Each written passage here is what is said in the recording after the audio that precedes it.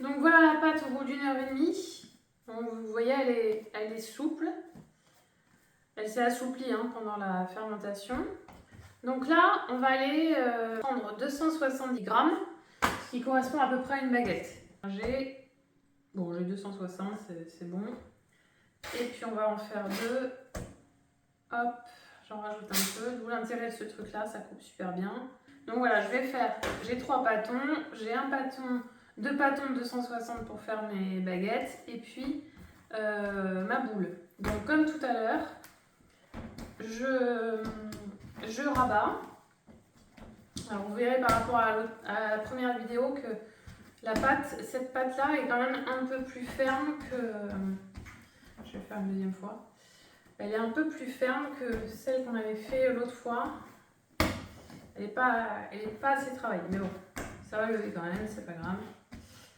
Enfin j'espère. Voilà, donc là je vais prendre un petit peu de farine.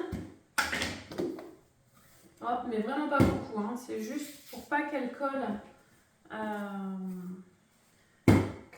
à mon saladier. Voilà, je prends un petit peu de farine et puis je vais venir la mettre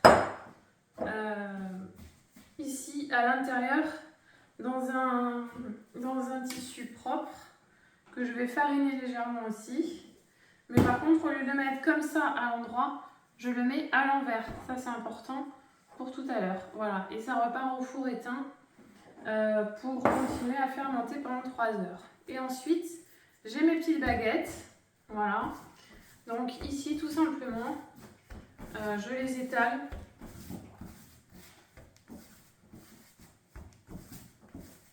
Voilà, histoire que ça fasse... Alors j'ai mis une papier sulfurisé sur ma grille parce que sinon elle accroche un peu. Et puis, hop. Voilà. Il faut que ça fasse largeur de la pâte, à peu près, largeur de la grille. Elle est toute fine pour l'instant, mais elle va gonfler avec la fermentation. Pareil, je ne mets pas trop de farine, juste un peu.